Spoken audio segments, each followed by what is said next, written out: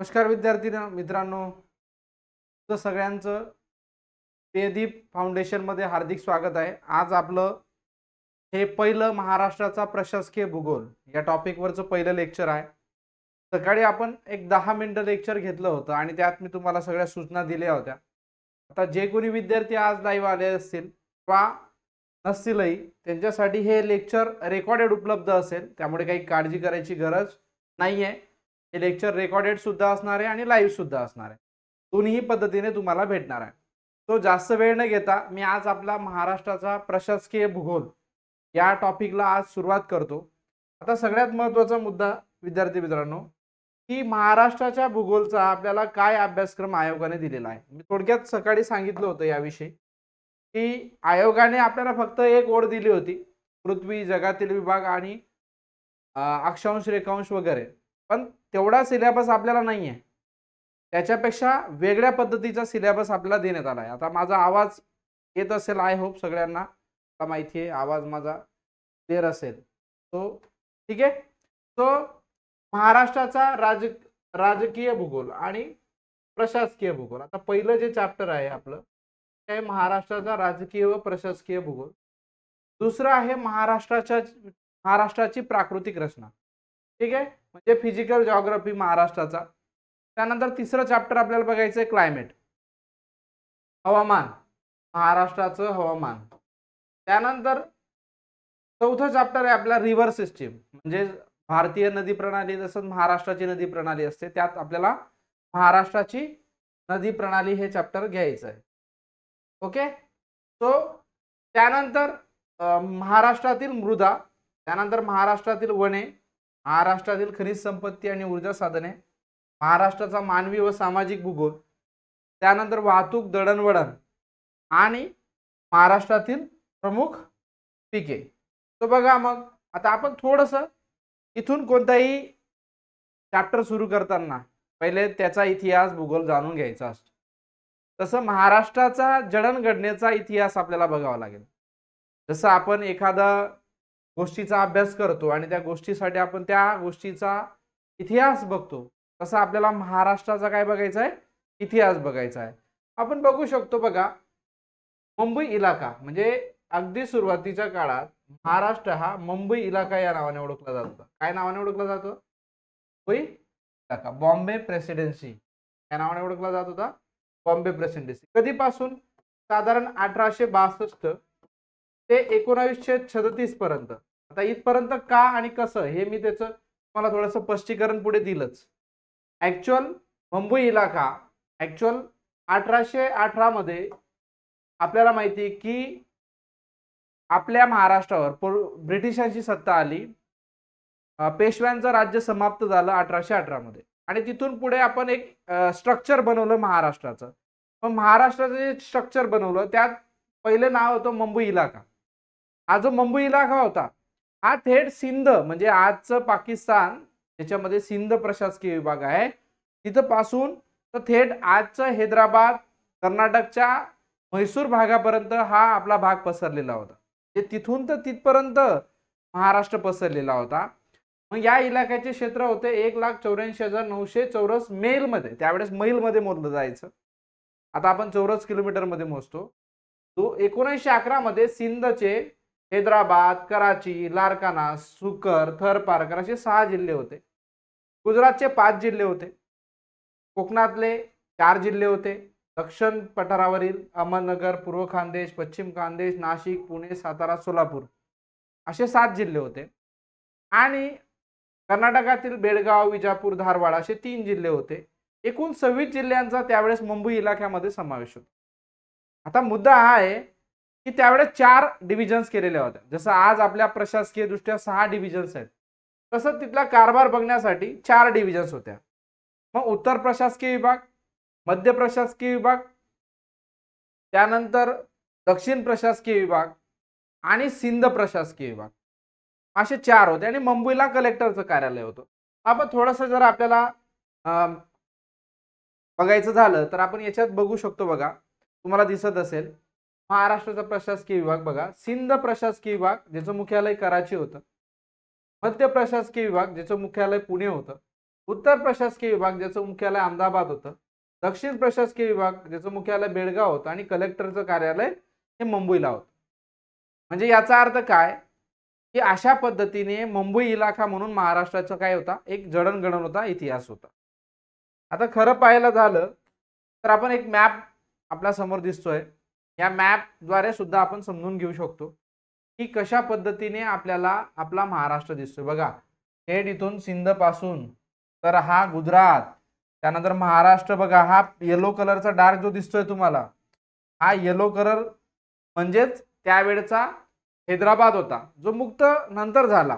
कधी झाला ते मी सांगेल तुम्हाला, त्याबद्दल आपण थोडंसं डिटेलच बघणार आहोत. म्हणजे याचा अर्थ काय की आपण बघू शकतो की थेट सिंध पासून तर हैदराबाद पर्यंत महाराष्ट्र होता. म्हणजे एवढ्या मोठ्या प्रमाणावर महाराष्ट्राचं मुंबई इलाख्याचं क्षेत्र होतं. ठीक आहे, तो इथपर्यंत आपण बघता येईल.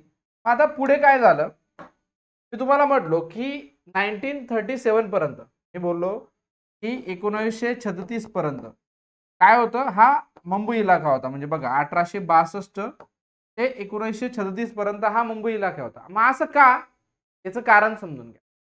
कारण 1935 चा कायदा आला आणि 1935च्या कायद्याने प्रांतिक विधिमंडळ स्थापन झाली. मग प्रांतिक विधिमंडळांमध्ये महाराष्ट्र विधिमंडळ सुद्धा स्थापन झालं. बघा असा प्रश्न एमपीएससी विचारते की महाराष्ट्राच्या विधिमंडळाची स्थापना कधी झाली. आता आपण पकडून चालतो की महाराष्ट्र 1 मे 1960 ला स्थापन झालंय. ओके, आणि मग महाराष्ट्राचं विधिमंडळाचं तिथून काउंटिंग करून घेतो. पण लक्षात घ्या विद्यार्थी मित्रांनो, महाराष्ट्र विधिमंडळाची स्थापना ही 1937 ला झालेली आहे. लक्षात घ्या, 1936 ला झाली आहे. ज्यावेळेस प्रांतिक विधिमंडळ स्थापन झाले त्याच वेळेस मुंबईचं विधिमंडळ सुद्धा स्थापन झालंय. म्हणून लक्षात ठेवायचं, कधी पण असा गोंधळ करायचा नाही. म्हणून बघा 1936, म्हणूनच 1935च्या कायद्याने 1936 मध्ये इलेक्शन झाले. 11 प्रांत होते त्यावेळेस. 11 प्रांतांपैकी 8 प्रांतिक विधिमंडळांमध्ये काँग्रेसचे सरकार आले. ओके, आणि मग त्यात आपला मुंबई पण होता. मग ऍक्च्युअल 1936 बघा बरं का, 1936 ते 1947 महत्वाचा मुद्दा लिहितोय. याला आपण म्हणायचो मुंबई प्रांत. काय म्हणून ओळखायचो, मुंबई प्रांत. बघा आता आपण बॉम्बे प्रोव्हिन्स कधी तर कधी 1936 ते 1947 पर्यंत त्याला काय नावाने ओळखू लागलो, मग आपण बॉम्बे प्रोव्हिन्स, मुंबई प्रांत नावाने ओळखू लागलो. बघा पहिले मुंबई इलाका होता 1862 ते 1936, त्यानंतर 1936 पासून तर 1947 पर्यंत आपण याला मुंबई प्रांत म्हणू. आता हा जो मुंबई प्रांत होता 1941 मध्ये काय झालं, या मुंबई प्रांतामधून सिंध प्रांत, मी जो सिंध प्रशासकीय विभाग म्हटला होता तो सिंध वेगळा करण्यात आला. कधी, 1941 ला सिंध हा वेगळा करण्यात आला. आणि पुढे जाऊन आपल्याला माहिती आहे की 47 मध्ये फाळणी झाली आणि फाळणीच्या वेळी तो पाकिस्तानात चालला गेला. म्हणजे त्याच्यात भारताचा काही रोल राहिला नाही, तोपर्यंत तो भारतात होता. बरोबर. त्यानंतर यात मग सौराष्ट्र, गुजरात, मुंबई, दख्खन, कोकण, उत्तर कर्नाटकातील या भूप्रदेशांचा मुंबई प्रांतात काय होता, समावेश होता. त्यानंतर 1947 मध्ये कच्छ सौराष्ट्र याला सुद्धा वेगळा करून टाकला आपण, आणि त्याचाही आपण काय केला, पुढे जाऊन बदल केला, त्याच्यातही बदल केला. बघा मग त्याचा बी मॅप बघू शकतो आपण. बघा 1900, आता हा मॅप तर खरं तर पुढे जाऊन राज्याचा मॅप आहे. ओके, कशाचा मॅप आहे, राज्याचा. मग पुढे जाऊन मुंबई राज्य झालं. काय झालं, मुंबई राज्य. बघा बॉम्बे स्टेट 1947 पर्यंत काय होतं, मुंबई प्रांत होता. 47 ते 1956 काय झालं, मुंबई राज्य झालं. बघा मी हेरारकी लिहून दिली नंतर, तर मी लिहून दिली एका सोबत ती. बघा मग मुंबई राज्य झालं. आता मुंबई राज्य झालं का झालं, कारण 1947 ला 15 ऑगस्ट 1947 ला काय झालं, महाराष्ट्र स्वातंत्र्य झालं. आता थोडंसं यात एक फ्लॅशबॅक स्टोरी तुम्हाला सांगतो. कदाचित असं वाटू शकतं तुम्हाला की सर हे काय तुम्ही सांगताय, पण लक्षात घ्या ही स्टोरी म्हणजे अनेक प्रश्न येतात, क्वालिटीमध्ये सुद्धा येऊ शकतात, हिस्ट्रीमध्ये येऊ शकतात. म्हणजे असं समजा मी भूगोल जरी शिकवतोय तर ही स्टोरी हिस्ट्रीची आहे असं समजून जा. आता ही स्टोरी समजवण्यामागे मी एक ब्लँक साईड मुद्दाम इथं ऍड करतो, लक्षात घ्या. आता ही स्टोरी मी तुम्हाला थोडक्यात समजून सांगतो. काय झालं, आपण बघा मी इथं थोडंसं हेरारकी लिहितो. बघा 1862 ते 1936 आपण ओळखलं जात होतो मुंबई इलाका, बरोबर, मुंबई इलाका म्हणून. ओके. त्यानंतर 1936 ते 47 आपण ओळखलं जात होतो मुंबई प्रांत. ओके, मुंबई प्रांत.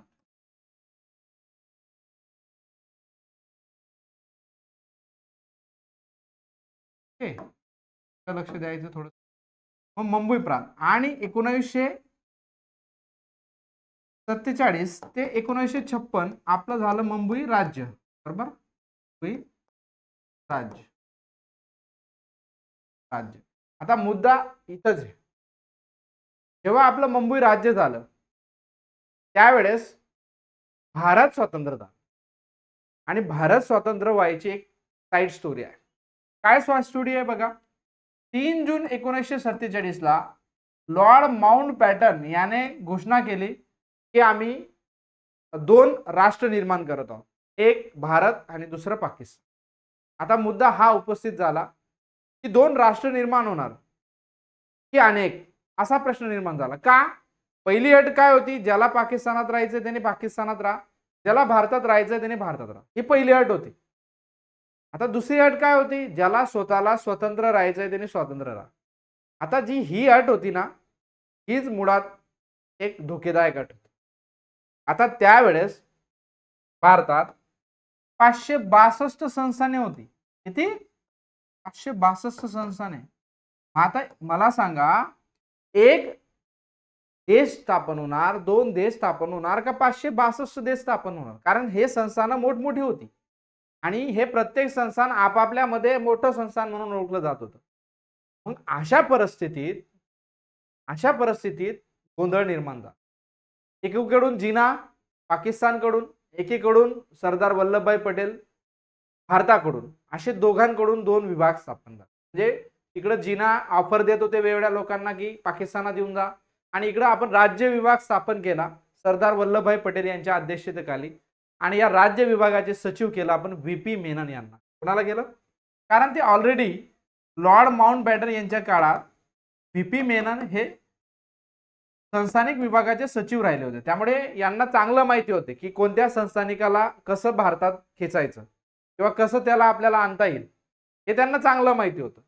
मग अशा परिस्थितीत होळाताण सुरू झाली की कोणाला ऑफर द्यायची. आता लक्षात घ्या विद्यार्थी मित्रांनो, तुम्हाला असं वाटत असेल की सर हे भूगोलमधून तुम्ही या बॅक स्टोरीमध्ये कुठे चालले गेले.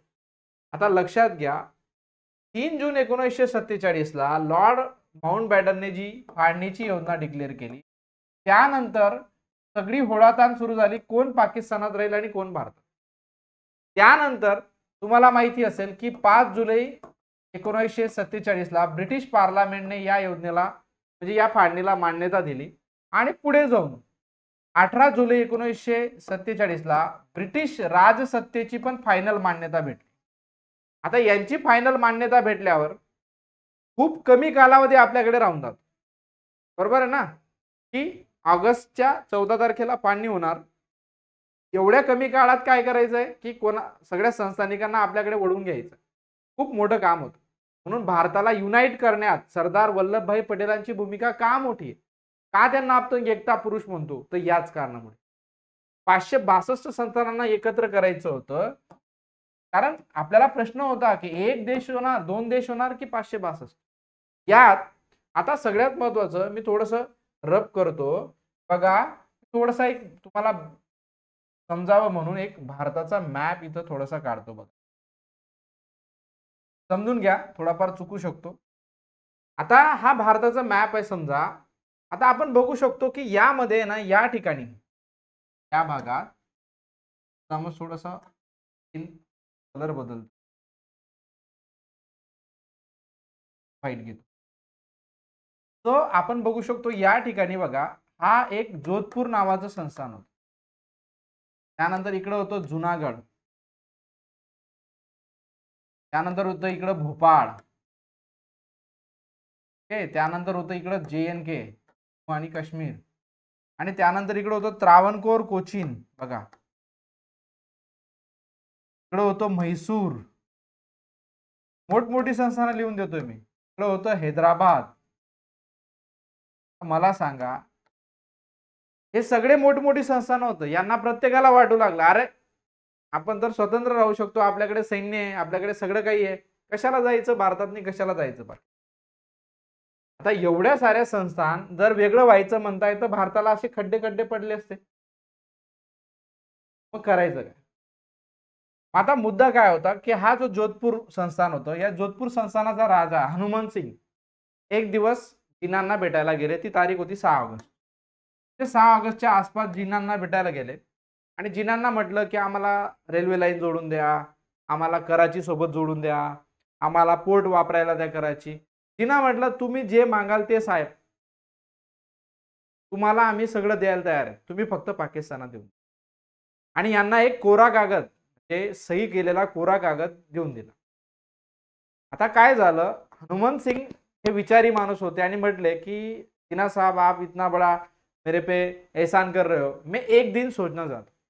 आणि तो संताप जिन्नांना आला आणि त्याने तो कागद हिसकावून घेतला. जर तो कागद हिसकावला नसता, त्या दिवशी त्यांच्यासोबत भोपाळचा नवाब होता, जैसलमेरचा राजा होता, म्हणजेच हैदराबाद तर तिकडे जायलाच बसला होता, जुनागड तिकडे जायलाच बसला होता, असं सगळं खड्डे खड्डे पडले असते भारतात. हा एक डिसिजन. आणि पुढे जाऊन मग 9 ऑगस्टला ते त्यांना माहित पडलं सरदार पटेलांना की हे तिकडे भेटायला गेले होते. सरदार पटेलांनी त्यांना बोलवलं, अरे देख बेटा, तेरा जो बाप था मेरा बहुत अच्छा दोस्त था, इस हैसियत से बता रहा हूं की तू इंडिया में आ जा.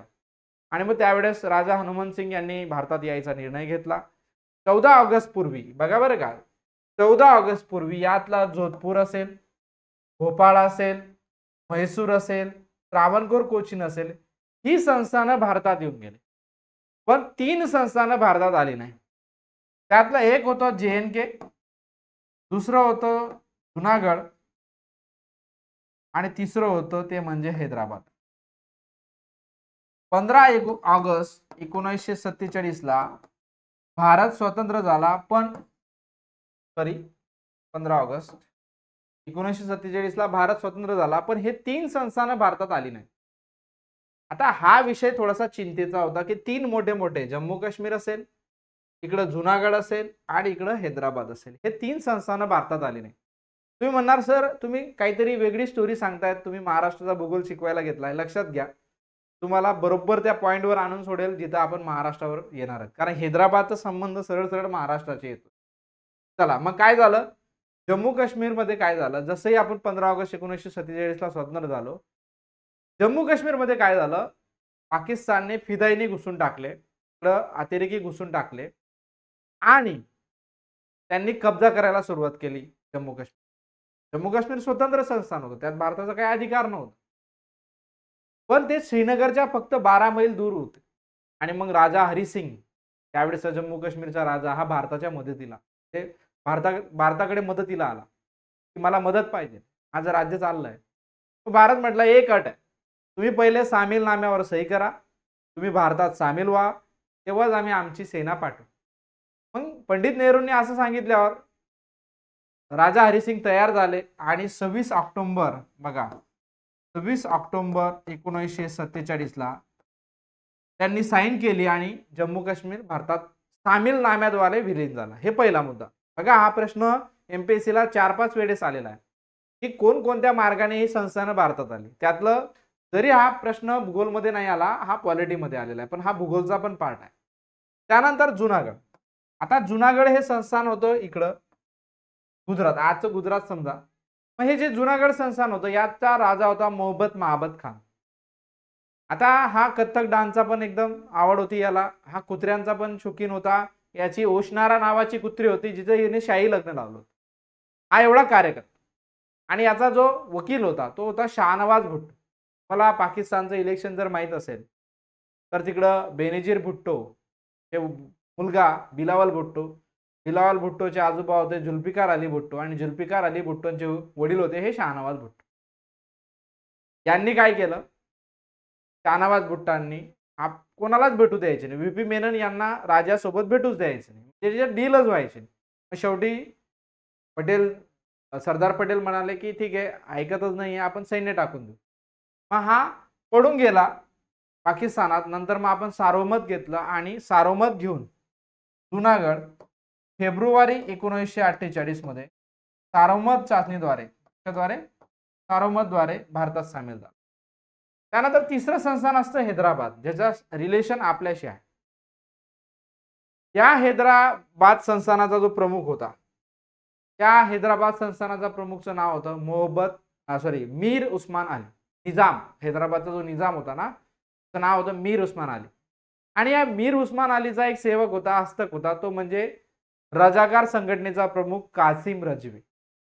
हा कासिम रजवी हैदराबादमध्ये खूप मोठ्या प्रमाणावर अत्याचार करतो. मग हा जो रजाकार संघटनेचा प्रमुख होता, हा ऐकून घ्यायला तयार नाही. शेवटी मीर उस्मान अली ऐकून घ्यायला तयार नाही. आपण 13 सप्टेंबर 1948 ला हैदराबाद मध्ये सेना टाकली आणि नाव होतं आपलं ऑपरेशन पोलो. काय नाव होतं? ऑपरेशन पोलो राबवलं. ऑपरेशन कॅटरपिलर पण म्हणतात त्याला. हे राबवलं आणि 17 सप्टेंबर 1948 ला फायनली हैदराबाद मुक्त झाला. काय झाला? हैदराबाद मुक्त. हैदराबाद मुक्त झाल्यामुळे याचा इम्पॅक्ट आपल्यावर पण महाराष्ट्रावर झाला. कारण बघा, आपल्याला हा जो मॅप दिसतोय बघा, अगोदरचा मॅप घेतो. आपल्याला जो हा मॅप दिसतोय बघा, त्यात बघा तुम्हाला येलो कलर मध्ये हैदराबाद दिसत असेल बघा. हा येलो कलर मध्ये, हा येलो कलर मध्ये तुम्हाला हैदराबाद. कारण यातले बरेचसे जिल्हे जे आज मराठवाडा म्हणून ओळखले जातात, हे हैदराबाद मध्ये. मग ज्या अर्थी हैदराबाद स्वतंत्र झाला, त्या अर्थी हे जिल्हे सुद्धा स्वतंत्र झाले. स्वामी रामानंद तीर्थ यांच्या प्रयत्नांनी हे जिल्हे महाराष्ट्रात सामील झाले. औरंगाबाद, नगर, बीड, परभणी, नांदेड, बिदर, उस्मानाबाद. तर बिदर तर कर्नाटक मध्ये गेलं. पुढे जाऊन यांचं जिल्ह्यांचं विभाजन झालं. आज आपण छत्रपती संभाजीनगर असं औरंगाबादला म्हणतो, उस्मानाबादला आपण धाराशिव असं म्हणतो. त्यामुळे या दोघांचं नावामध्ये पण बदल झाला. तो पण आपण जुना इतिहास बघतोय म्हणून आपण त्या ठिकाणी चर्चा केली. मग मुंबई राज्य बघा, एवढं सगळं समजून सांगण्यासाठी मी तुम्हाला एवढी बॅक स्टोरी का सांगितली की मुंबई राज्य कसं जन्माला आलं. अशा पद्धतीने मुंबई राज्य आलं. वेगवेगळे भारतातले राज्य जन्माला आले. आपण बघू शकतो बघा, 1951 मध्ये अस्तित्वात असलं कच्छ सौराष्ट्र जर सोडलं तर सध्याच्या गुजरात मधलं बनासकांठा, सांबरकांठा, म्हैसाणा, अहमदाबाद, पंचमहल, बडोज, कैराग, हे 12 जिल्हे तिकडचे गुजरातचे, कोकणातले आणि आपल्या महाराष्ट्रातले 12 जिल्हे आणि सध्या कर्नाटकातले 4 जिल्हे, असे जिल्हे मिळून 28 जिल्हे सध्या मुंबई राज्यामध्ये होते. कधी? 47 ते 56. आता मग इथं परत एक बॅक स्टोरी येते. तुम्ही म्हणणार सर काय स्टोऱ्या सांगतात तुम्ही, परत एक पेज ऍड करणार इथं. परत एक बॅक स्टोरीवर येतो. आता ही बॅक स्टोरी पण समजून घेणं गरजेचं आहे. याच्याशिवाय महाराष्ट्राचं द्वैभाषिक महाराष्ट्र राज्य कसं झालं हे तुम्हाला समजणार. मग ही बॅक स्टोरी कशी बघा. मग काय झालं, आपण 1947 ला काय झालो, स्वातंत्र्य. पण एक मागणी उठली. काय मागणी उठली? की भाषेच्या आधारावर राज्यांची निर्मिती झाली पाहिजे. काय? भाषेच्या आधारावर राज्य निर्मिती झाली पाहिजे. मुद्दा हाच होता की एवढ्या मोठ्या देशात अनेक समस्या असताना भाषेच्या आधारावर राज्य निर्मिती करणे म्हणजे संकट ओढून घेणे. पण तरी आपण 1947-48 च्या एंडला एक दार कमिशन नेमलं. दार कमिशन नेमलं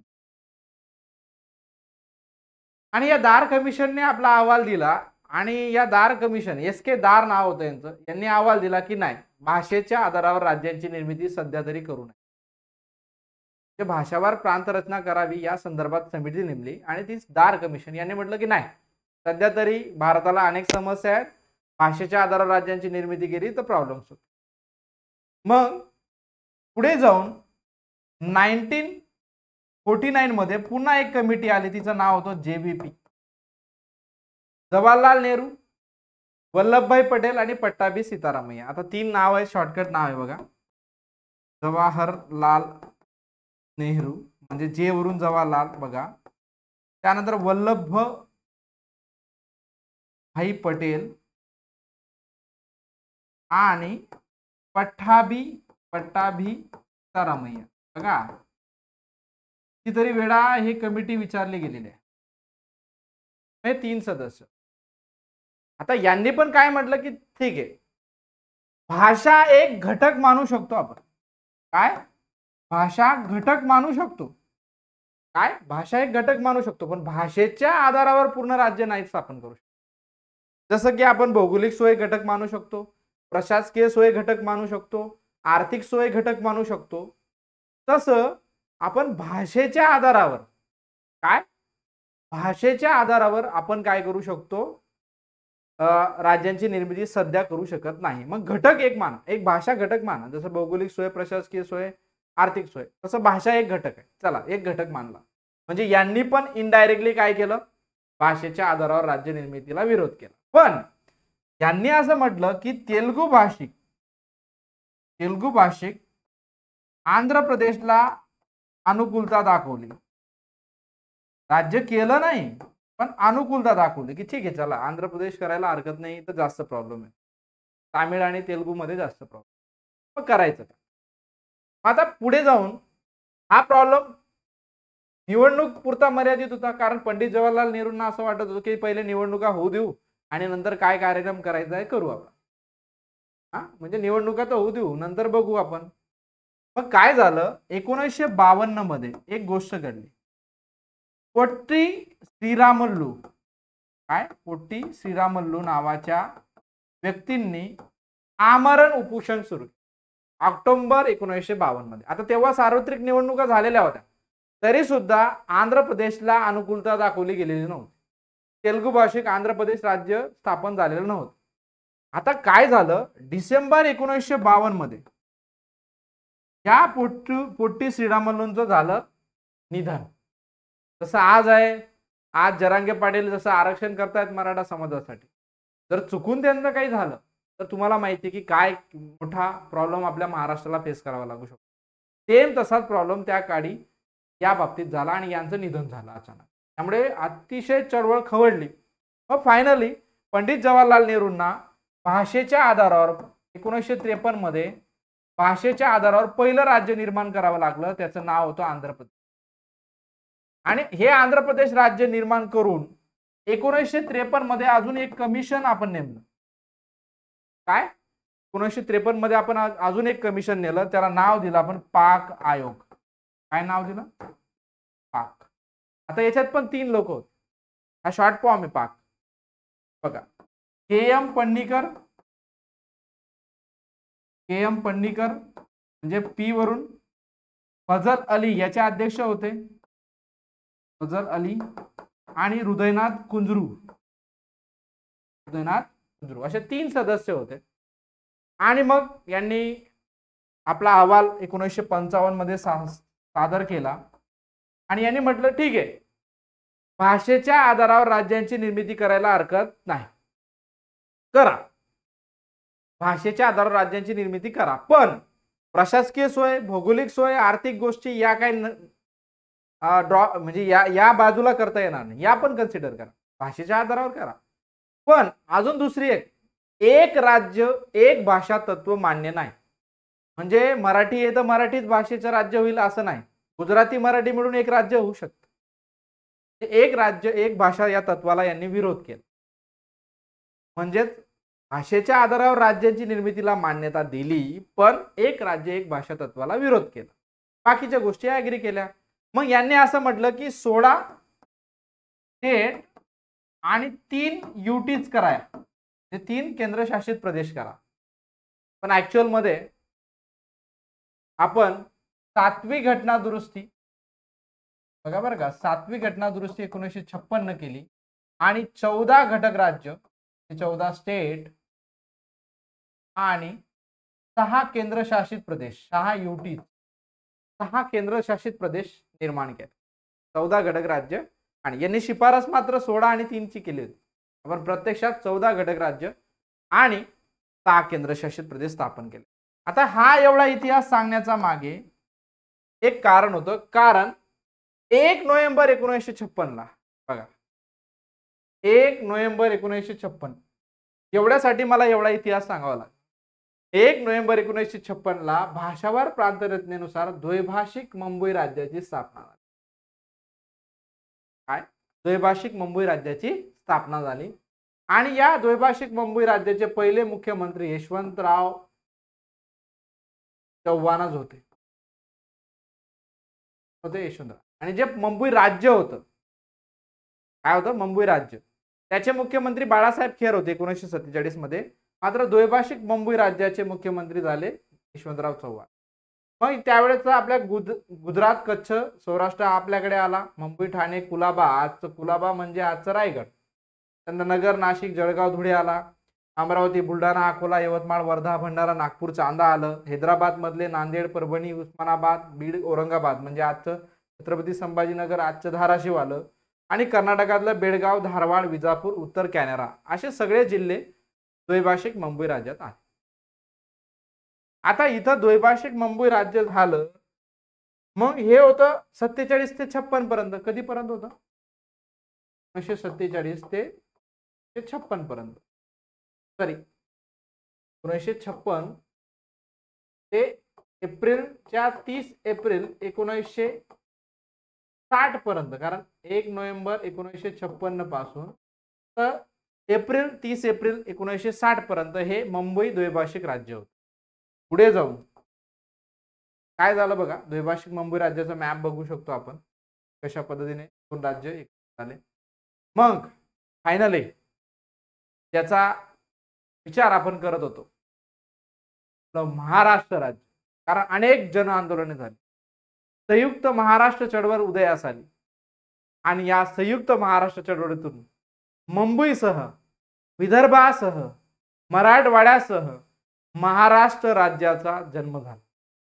म्हणजेच काय झालं की 14 घटक राज्यांमधून गुजरात आपल्यातून बाहेर पडलं. गुजरात हे 15वं राज्य झालं. काय झालं? गुजरात हे 15वं राज्य झालं, ते बाहेर पडलं. आणि 1 मे 1960 ला मुंबई त्याऐवजी आपलं राज्य स्थापन झालं महाराष्ट्र. राज्य आलं महाराष्ट्र. मुंबईसह कोकण, देश, मराठवाडा, विदर्भासहित महाराष्ट्र 14वे राज्य होतं. खरं तर त्यावेळेस 26 जिल्हे, 4 प्रशासकीय विभाग.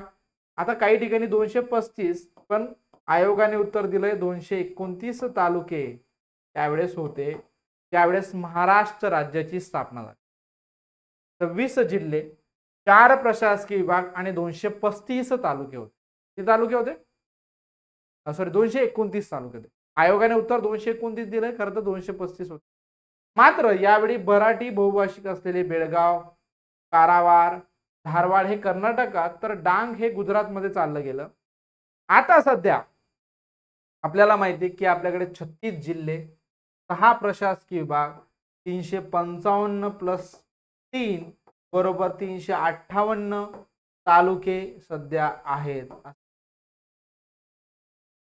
म्हणजे बघा, मुंबई इलाख्यापासून बघा पुन्हा एक छोटासा रिकॅप करतो, काम तुम्हाला समजावं म्हणून, तुम्हाला लक्षात राहावं म्हणून. बघा महाराष्ट्राची जडणघडण कशी झाली. बघा, मुंबई इलाखा होता, मुंबई इलाखाचा मुंबई प्रांत झाला. मुंबई प्रांतामधून पुन्हा काय झालं, मुंबई राज्य झालं. बघा, मुंबई राज्यानंतर हे झालं द्वैभाषिक मुंबई राज्य. बघा, द्वैभाषिक मुंबई राज्य. आणि मग फायनली महाराष्ट्र राज्य झालं.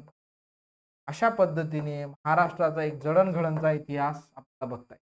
मुंबई इलाखा 1862 ते 1936, पुढे 1936 ते 1940 मुंबई प्रांत होता. 1947 ते 1956 मुंबई राज्य होतं. 1956 ते 1960 हे द्वैभाषिक मुंबई राज्य होतं. आणि मग फायनली 1 मे 1960 ला आपलं महाराष्ट्र राज्याचा काय झाला, जन्म झाला. अशा पद्धतीने महाराष्ट्र राज्य काय आलं, उदयास. तर थोडक्यात मी तुम्हाला आज काय सांगितलं विद्यार्थी मित्रांनो, की महाराष्ट्राची जडणघडण. खरं तर महाराष्ट्राचा इतिहास बघायला गेलं तर खूप जुना इतिहास आहे. मग मी ज्ञानेश्वरांपासून संत ज्ञानेश्वर पहा, संत ज्ञानदेव पहा, संत तुकाराम महाराज पहा, आपले आराध्य छत्रपती शिवाजी महाराज पहा, इथून आपल्या महाराष्ट्राला एक सांस्कृतिक वारसा लाभला आहे. महारठी समुदायाचा प्रदेश म्हणून महाराष्ट्र म्हणून सुद्धा ओळखला जातो. एक महान असं राष्ट्र म्हणून सुद्धा महाराष्ट्र ओळखलं जातं. छत्रपती शिवाजी महाराजांचा प्रदेश म्हणून सुद्धा महाराष्ट्र ओळखला जातो. असा हा आपला महाराष्ट्र ही एक प्रकारे ऐतिहासिक आणि भौगोलिक जडणघडण झाली. तो आपण थोडक्यात आज काय बघितलं विद्यार्थी मित्रांनो, की महाराष्ट्राचा राज्याचा निर्मितीचा इतिहास बघितला. मग आपण बघू शकतो की ज्या वेळेस महाराष्ट्र राज्य स्थापन झालं 1 मे 1960 ला, त्यावेळेस कोकण प्रशासकीय विभाग होता. कारण 4च प्रशासकीय विभाग होतं. त्या कोकण प्रशासकीय विभागामध्ये बृहन्मुंबई आपण बघू शकतो, ठाणे, कुलाबा, रत्नागिरी या हे 4 जिल्हे होते कोकणमध्ये. आता आपल्याला माहिती आहे की मुंबई शहर, मुंबई उपनगर, ठाणेमधून पालघर पण वेगळा झालेला आहे.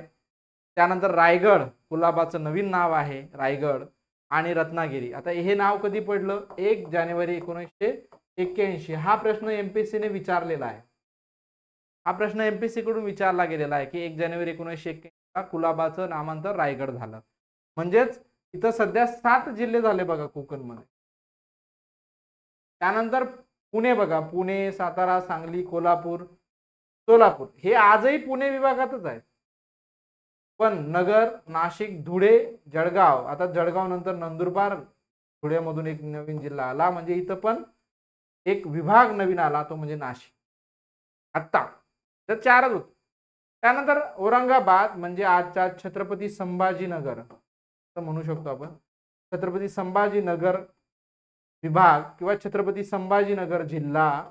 त्यानंतर धाराशिव, नवीन नाव आहे उस्मानाबादचं, धाराशिव, बीड, परभणी, नांदेड. आता यांचं पण विभाजन झालं. छत्रपती संभाजीनगर औरंगाबाद मधून जालना जिल्हा जन्माला आला होता. धाराशिव मधून लातूर जिल्हा जन्माला आला होता. परभणी मधून हिंगोली जिल्ह्याला जन्माला आला होता. आणि यात 8 मराठवाडा म्हणून सुद्धा याला ओळखतो. यात 8 जिल्हे आता सध्या आहेत. त्यानंतर नागपूर विभाग. नागपूर, यवतमाळ, बुलढाणा, अकोला, वर्धा, भंडारा, चांदा, अमरावती असे मिळून नागपूर विभाग होता. पण आज जर तुम्ही पाहिलं ना, तर यात अमरावती ही नवीन डिव्हिजन झालेली आहे. यात अकोला, ओके, यात यवतमाळ, यात बुलढाणा, ठीक आहे ना, यात वाशिम, अकोला असे 5 जिल्हे मिळून हा अमरावती प्रशासकीय विभाग झाला आहे. आणि तिकडे नागपूरमध्ये 6 जिल्हे झालेत. नागपूर, भंडारा, गोंदिया, चंद्रपूर, गडचिरोली असं तिकडं पण 6 जिल्ह्यांचा म्हणून हा नागपूर विभाग झालेला आहे. म्हणजे त्या काळी 4च प्रशासकीय विभाग होते. आणि क्षेत्रफळाने सर्वात मोठा जिल्हा बघा, असा प्रश्न बऱ्याचदा विचारला जातो.